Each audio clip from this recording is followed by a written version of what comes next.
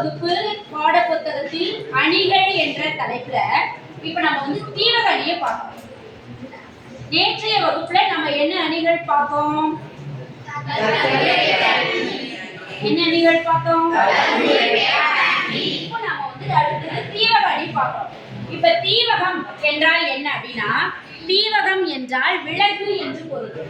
தீவகம் என்ற சொல்லின் பொருள் என்ன அப்படின்னா, விளக்கு என்று பொருள். அதாவது விளக்கு ஒரு அறையில் உள்ள விளக்கானது அந்த அறையில் பல இடங்களுக்கும் வெளிச்சத்தை தருவதை போல செய்யுளில் ஓரிடத்தில் உள்ள சொல்லானது இந்த செய்யுளில் பல இடங்களுக்கு உள்ள சொல்லோடு சேர்ந்து பொருள் தருவது தீவக அணி.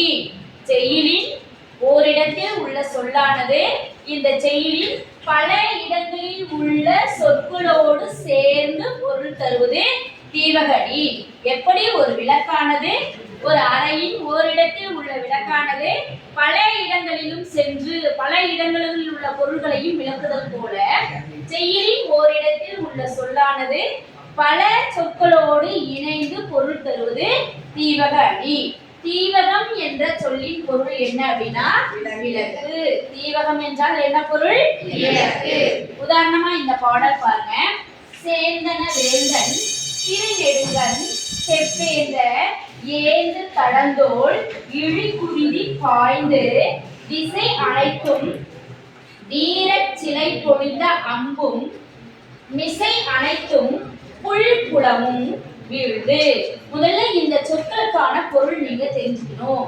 வேந்தன் என்றால் அரசன் என்று பொருள். வேந்தன் என்றால் அரசன் என்று பொருள். தெப்பேந்த, தெப்பேந்த, தெப்பென்றால் பகைவர். அப்ப பகைமை, பகை அரசன் என்று பொருள். அடுத்தது தடந்தோள், அவனுடைய வீரத் தோள்கள். குருதி என்றால் என்னது? குருதி என்றால் ரத்தம், குருதி என்று பொருள். அடுத்தது திசை அனைத்தும் வீர சிலை பொழிந்த. சிலை என்றால் என்ன அப்படின்னா வில்லு, வில்லிலிருந்து பாய்கின்ற அம்பு. அடுத்தது மிசை என்றால் மேலே என்று பொருள். மிசை என்றால் என்ன பொருள்? மேலே என்று பொருள். புல் என்றால் பறவை என்று பொருள். புல் என்றால் என்ன பொருள்? ஆமா, பறவை என்று பொருள். புல் என்ற சொல்லின் பொருள் என்ன? பறவை. புல் என்ற சொல்லின் பொருள் என்ன? பறவை. இப்ப நல்ல கவனிங்க, உங்களுக்கு பொருள் புரியும். சேந்தனை என்றால் சிவந்தனை என்று பொருள். சேந்தனை என்றால் சிவந்தனை என்று பொருள்.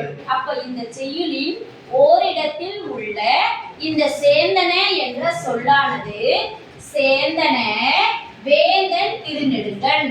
வேந்தனுடைய கண்கள் கோபத்தால் சிவந்தன. அப்படி கோபத்தால் சிவந்ததனால என்ன ஆச்சு அப்படின்னா, பகையரசனுடைய தோள்கள் சிவந்தன. அந்த பகையரசன் தோள்கள் சிவந்தன. அது மட்டுமல்லாமல் அங்கு குருதிகள் பாய்ந்ததனால திசைகள் எல்லாம் சிவந்தன. குருதிகள் பாய்ந்ததால் போரில் வீழ்ந்த அந்த வீரர்களுடைய குருதிகள் பாய்ந்ததால் திசைகள் சிவந்தன. வலிமையான சிலை, அதாவது வில்லிலிருந்து பொழிந்த அம்பானது அந்த குருதிகள் பட்டு சிவந்தன. அந்த குருதிகள் திசையெங்கும் பரவியதால் புல்லும் சிவந்தன. பறவைகள் மேலே பட்டு அந்த பறவைகளும் சிவந்தன என்று சிவந்தன, அதாவது சேர்ந்தன என்ற இந்த சொல்லானது செய்யுளில் அனைத்து இடங்களிலும் சென்று சொற்களோடு இணைந்து பொருள் தருவதால் இது தீவக அணி. என்ன அணி? தீவக அணி. இதுல எப்படி வினாக்கள் கேட்கலாம்?